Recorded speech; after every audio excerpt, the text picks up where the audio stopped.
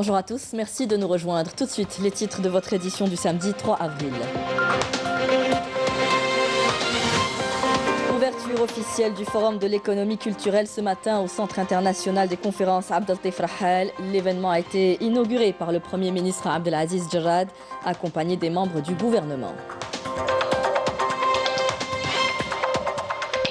Le grand format se penche ce matin sur les nouvelles missions et conditions d'accès de l'Agence nationale d'appui et de développement de l'entrepreneuriat, l'ANAD, connue anciennement sous le nom de l'ANSEJ. Les nouvelles conditions ne font pas l'unanimité auprès des promoteurs de projets. Et on terminera sur un son musical vintage tiré des vieux disques vinyles. Les discophiles sont encore nombreux et ils se sont retrouvés ce week-end à Zemouri pour apprécier ces sons venus d'un autre temps. Merci à tous de nous rejoindre. Tout d'abord, début des travaux aujourd'hui du Forum de l'économie culturelle au Centre international des conférences Abdel-Latif Rahal, placé sous le haut patronage du président de la République Abdelmajid Tebboune. Le Premier ministre Abdelaziz Jarrad a procédé ce matin à l'inauguration de ce premier forum dédié à l'économie culturelle. Cette manifestation se déroule avec le concours de plusieurs départements ministériels, experts économiques et culturels, universitaires, acteurs culturels et établissements de la culture. Le forum d'une durée de 3 jours verra la participation des membres du gouvernement, des conseillers du président de la République, des représentants des organismes et institutions de l'État, ainsi que des experts et des acteurs des secteurs de la culture et de l'économie. Le Premier ministre Abdelaziz Jarrad a rappelé les priorités du président de la République, Abdelmajid Tebboune, dans le secteur de la culture, à travers des réformes structurelles pour asseoir une économie culturelle. Je vous propose de l'écouter. حظي القطاع باهتمام كبير في برنامج السيد رئيس الجمهورية كما تعلمون، الذي نعمل جميعا على تطبيقه، والذي يركز على تعزيز الثقافة والأنشطة الثقافية. إن الإصلاحات العميقة التي بشرتها بلادنا على جميع الأصعدة بهدف التحول إلى اقتصاد متنوع تستدعي الاستثمار في كل ما شأنه أن يساهم في زيادة إنتاج الثروة وتوفير مناصب الشغل، ومن بينها قطاع الثقافة، خاصة لما تملكه الجزائر من مقومات كبيرة وموروث ثقافي وكفاءات فنية وطنية قادرة على تحقيق الهدف المنشود. وبالتالي فإن تعزيز الإنتاج الفكري والثقافي والفني الاقتصادي وجعله في خدمة النمو يعود هدفا تسعى الدولة إلى تحقيقه.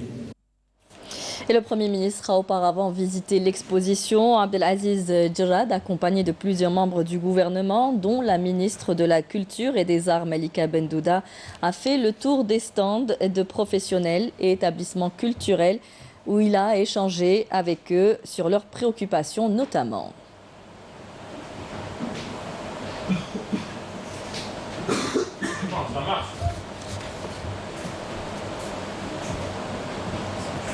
نمنو بالثقافة ونمنو بأن الثقافة عندها مكانة أساسية في المجتمع وعندها علاقة بالاقتصاد. على هذا اليوم رانا درنا هذه الندوة هذه باش نوعيو الناس بلي الثقافة مش فقط الترفيه، والثقافة عندها بعد اقتصادي اليوم عالمي وتدخل ملايير لبعض الدول. فهمتني؟ ماهيش تستهلك فقط. فهمت؟ لازم المثقف طبعا يحافظ على الجانب الثقافي والرقي الى اخره والمستوى، وكذلك يفيد نفسه ويفيد المجتمع نتاعو. الان لازم نوسع كذلك العامل الثقافي والبعد الثقافي في القطاع الخاص، والقطاع الخاص الان عنده امكانيات كبيره في السينما، في المسرح، في المتاح، في كل المجالات باش يشارك، لانه الثقافه هذه ما عندهاش حدود بين عمرها لا سمعت بالحدود بين العام والخاص. Ça n'existe pas. Donc je vous encourage. يعطيك الصحه. Merci beaucoup. Le Premier ministre qui intervenait à l'ouverture des travaux du Forum de l'économie culturelle. Une personne sur 10 000 est touchée par le trouble de l'autisme. Hier, c'était la journée mondiale de la sensibilisation à cet handicap. À l'occasion, nous sommes allés au cœur d'un centre où des bénévoles assurent la prise en charge d'enfants autistes. Le commentaire poignant de Sami Benchir. Âgée de 8 ans, Rahaf souffre du trouble du spectre autistique. Elle vient accompagnée de sa maman à ce centre psychopédagogique qui veille à développer entre autres ses capacités langagières et comportementales. Dieu merci, le centre s'occupe très bien d'elle. Avant, elle ne pouvait pas parler ni arriver à se concentrer. Mais sitôt entrée ici, elle a commencé à communiquer avec nous. Favoriser les interactions sociales à travers des thérapies éducatives personnalisées et adaptées, c'est ce à quoi s'attelle l'association El Moustarbel dans le cadre de ses activités caritatives. On profite du moment. Chaque moment de la journée est une occasion pour l'enfant d'améliorer sa compréhension du monde qui l'entoure. À l'heure du repas, par exemple, elle apprend les formules de politesse d'usage.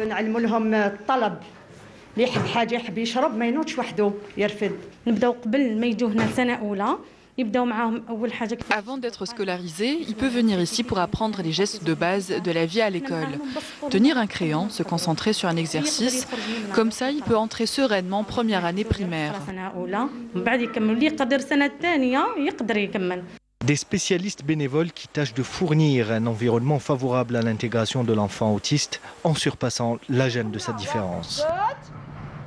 L'hôpital de Oued-Znati Guelma innove en procédant à la pose de chambres implantables au profit des malades atteints de cancer, ce qui permettra d'injecter les médicaments directement.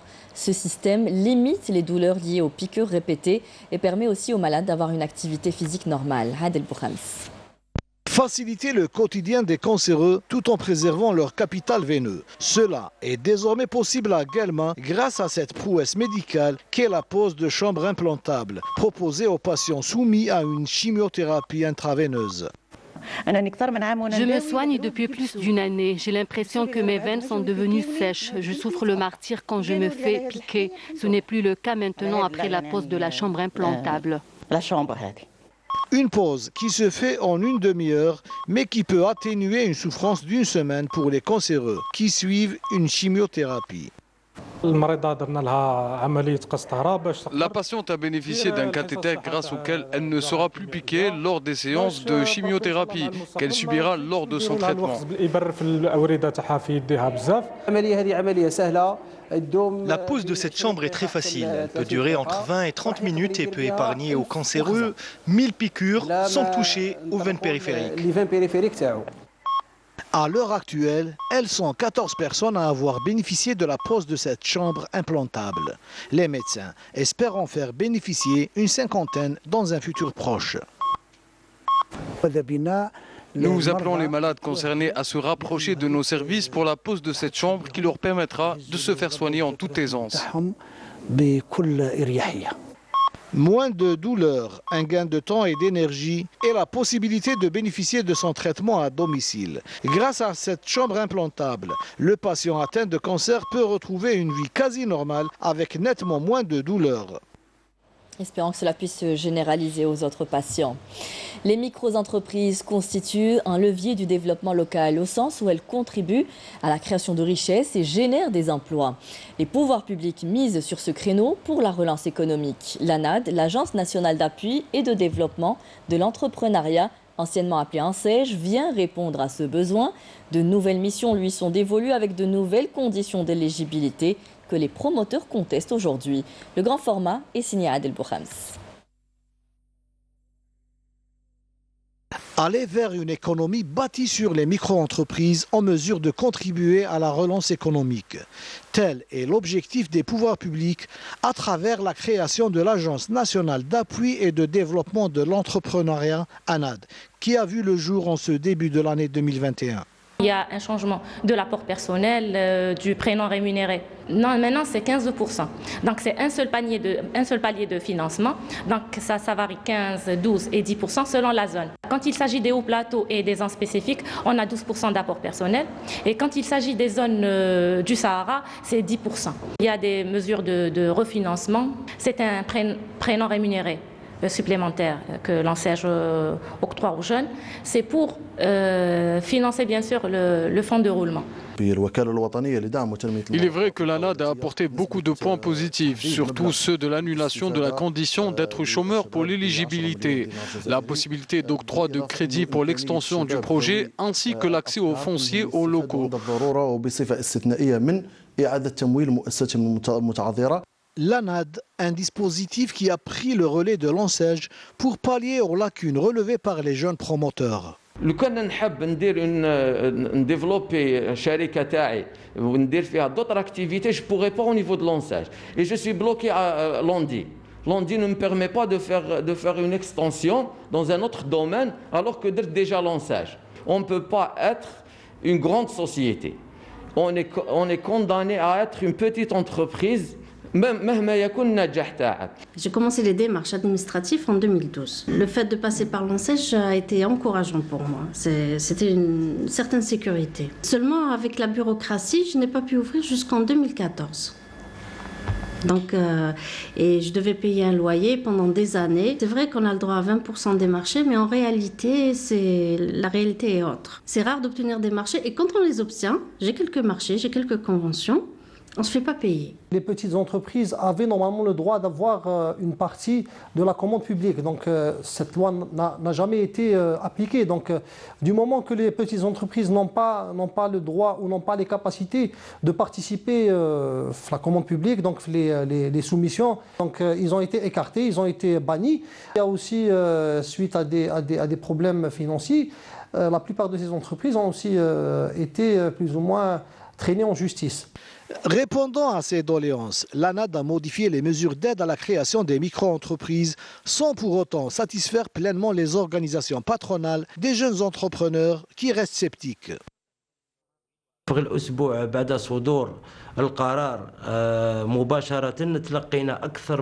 Dès la création de l'ANAD, notre organisation a reçu plus de 140 réclamations émanant de jeunes porteurs de projets. Ils appréhendent tous l'augmentation de l'apport personnel à 15% du coût de leur projet. Ajoutez à cela les frais engendrés par la préparation de leur dossier ainsi que le maintien de la TVA. Ce sont des entraves qui peuvent dissuader ces jeunes investisseurs. Je lance également un appel à qui de droit d'annuler la shortlist des fournisseurs établie par l'ANAD, car cette mesure est contraignante pour les porteurs de projets.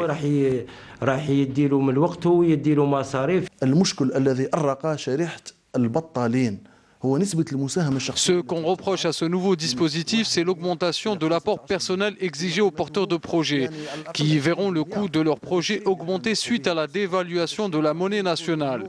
Et la valeur de 10 millions de dinars en 2012 n'est plus la même en 2021. Et le coût de n'importe quel projet a augmenté d'au moins 20%, ce qui risque de porter préjudice aux ambitions des pouvoirs publics qui veulent créer 1 million de micro-entreprises. Entre la volonté de l'ANAD et les appréhensions des porteurs de projets, seule la réalité du terrain est à même de rassurer les uns et de convaincre les autres. L'art culinaire algérien est riche et relevé grâce au délicat mélange d'épices qu'on y ajoute, safran, cumin, ras el hanout, la touche qui fera toute la différence. Le Salon national du pain et des épices se tient actuellement à la Safex. Si vous n'avez pas encore renouvelé votre stock, il vous reste cette dernière journée de la manifestation avant sa clôture. Siham Kenouch. À l'approche du mois sacré de Ramadan, ces odeurs et ces senteurs se sont donné rendez-vous au Salon des épices et du pain traditionnel qui se tient actuellement au niveau de la Chambre d'agriculture à la Safex. Ramadan, donc Ramadan, c'est normal, les gens recherchent un peu le bon pain et surtout les bons épices, bien sûr. Donc voilà, on est là à la Chambre nationale de l'agriculture. Donc il y a des gens qui sont venus, voilà, pour acheter. Il y a des gens qui ont, bon, bien sûr, les exposants, ils sont venus un peu de tout. Mais l'idéal, c'est de faire connaître aussi une variété importante d'épices qu'on cultive ici en Algérie, chose que la ménagère algérienne ne connaît pas. Du pain traditionnel, certes, mais pas forcément avec de la farine de blé. Du pain de riz, par exemple. Voilà, j'ai été passionnée par les techniques de boulanger, le vrai artisan boulanger. Donc des pains au levain, des pains améliorés, etc., qui sont très très bonnes pour la santé aussi. Des mélanges d'épices aux parfums subtils et complexes. Un mélange proposé pour chaque mets. Mais aussi des épices non mélangées, pures, avec leur parfum distinctif.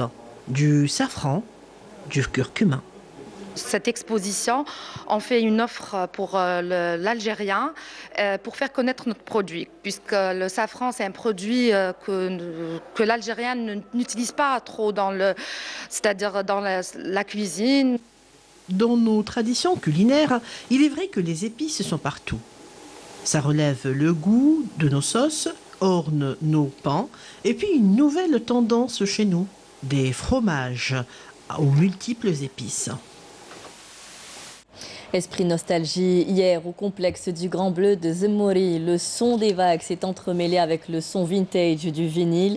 Les discophiles se sont réunis pour apprécier le charme du grésillement sur le micro-sillon, le nec plus ultra en termes de subtilité musicale. Une rencontre organisée par Vinyls Home Algéria. Rima Mari. Une exposition vente de tourne-disques, de vinyles et autres antiquités s'est déroulée ce week-end pour le plus grand plaisir des mélomanes. C'est à l'initiative de Vinyls Home, en collaboration avec le complexe touristique Le Grand Bleu de Zemmouri, que cette manifestation a vu le jour. Là, c'est une exposition de disques vinyles de musique algérienne ou autres, sur lesquels on a travaillé sur la reproduction des pochettes. Donc on a trouvé des disques sans pochette ou à pochette usée. Et au lieu de les jeter, on a eu l'idée de faire des pochettes personnalisées. Donc on a créé un nouveau design et on a réimprimé. Donc vous pouvez voir par exemple là la pochette de Chuck Berry, c'est pas l'original. Mais au lieu de jeter le disque, on a fait une conception personnalisée. On en fait de plus en plus pour de la musique algérienne, donc toujours pour préserver le disque et la culture nationale. El Qsouri, l'un des plus anciens restaurateurs de platine vinyle et de radio TSF, était présent à cette manifestation ainsi que son gramophone qui date des années 20. Je suis un passionné des disques vinyles et là, c'est la nouvelle génération qui m'a fait appel. On présente un gramophone des années 20 avec un disque assez spécial parce que regardez, ce disque est imprimé et on n'en trouve pas souvent de disques comme ça imprimés. Après, dans les années 60, sont venus les disques vinyles 45 tours, 33 tours, que pas tout le monde connaît, pas toute la génération, mais que la plupart des gens connaissent.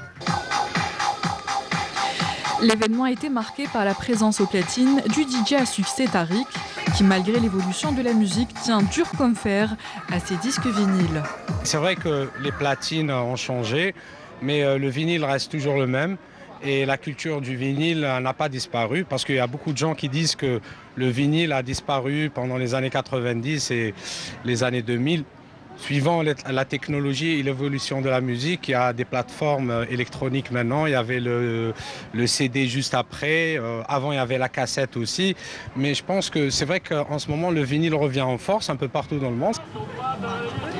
Les passionnés du crépitement propre aux 33 et 45 tours et les mélomanes, grands et petits, ont participé en nombre à l'exposition pour faire perdurer la culture du vinyle.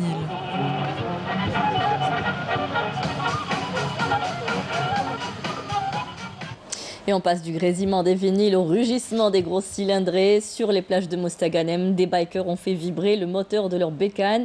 Un regroupement qui a réuni les amateurs de moto, des passionnés responsables et respectueux du code de la route. Selim Skandar.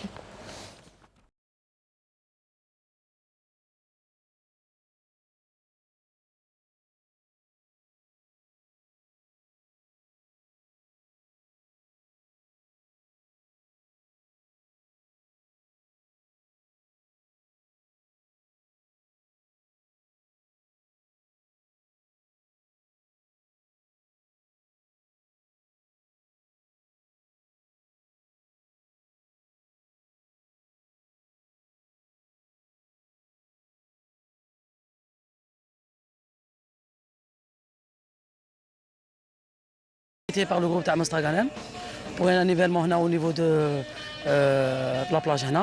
C'est un regroupement où on fait ça presque tous les 3-4 mois des endroits différents. Ça nous permet de se rencontrer, de partager l'esprit motard, de se voir. On parle de mécanique, de sécurité routière, de passion. On a l'occasion de se voir. Donc voilà, le but exactement, de montrer que c'est quoi un vrai moment.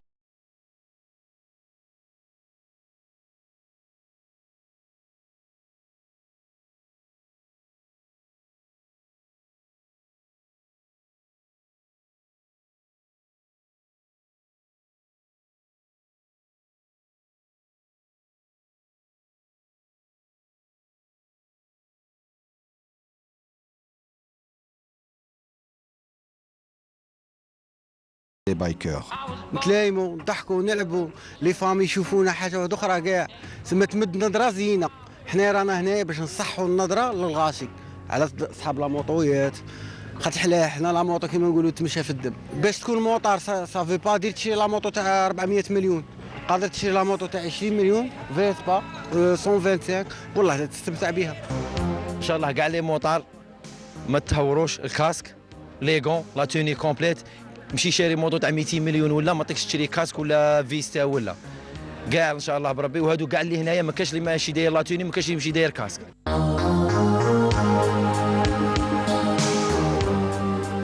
En fin de journée, les manifestations commencent avec quelques parades dans la joie et la bonne humeur.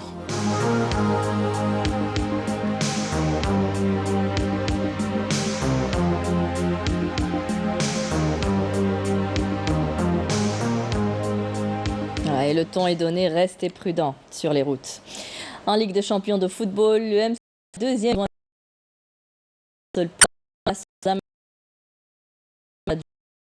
pour le compte de 5 champions pour valider son billet pour le quart de finale de l'Europe. La journée internationale du théâtre, c'était le 27 mars dernier. Une école spécialisée a ouvert ses portes aux passionnés des planches à Constantine. La formation est diplômante, elle permettra aux stagiaires de devenir comédiens professionnels. Et le dossier de ce samedi que vous pourrez suivre juste au journal. C'est l'information de midi. Merci à vous de nous avoir fait attention. Ensuite, vous retrouvez Mina pour les prévisions météo. Très bonne journée à tous. Au revoir.